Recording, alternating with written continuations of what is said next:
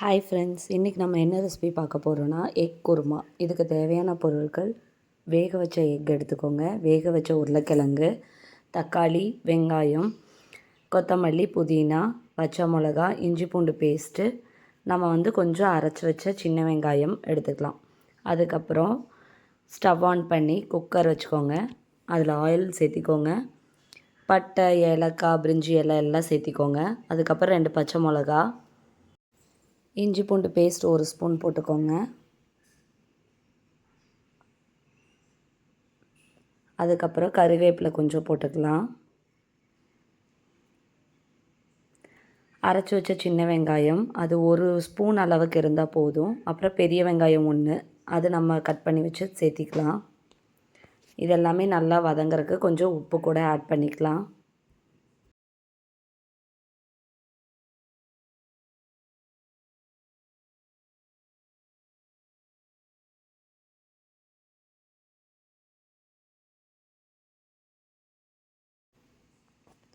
இப்போது இது கொஞ்சம் வதங்கினே தக்காளி ஆட் பண்ணிக்கலாம்.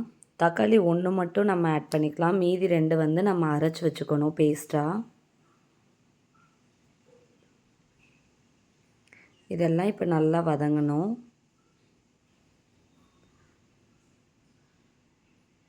இந்த டைமில் மசாலாஸ் ஆட் பண்ணலாம். மிளகாத்தூள், மல்லித்தூள், கரம் மசாலா,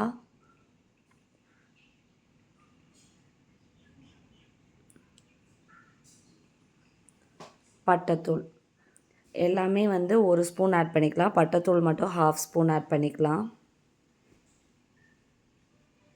இப்போ இதை நல்லா வதக்கி விட்டுடலாம்.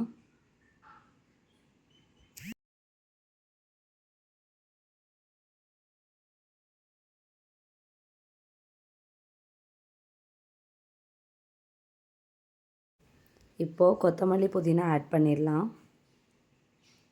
அதையும் நல்லா சேர்த்து மசாலாவில் வதக்கிடலாம். இதுக்கப்புறம் தக்காளி பேஸ்ட் ஆட் பண்ணலாம்.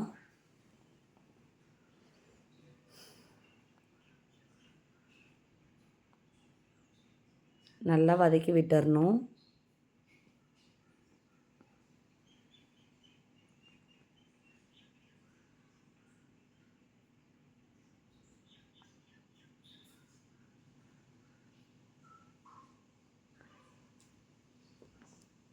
நம்மளுக்கு மல்லித்தூள் தேவைப்பட்டுச்சுன்னா கொஞ்சம் எக்ஸ்ட்ரா ஆட் பண்ணிக்கலாம்.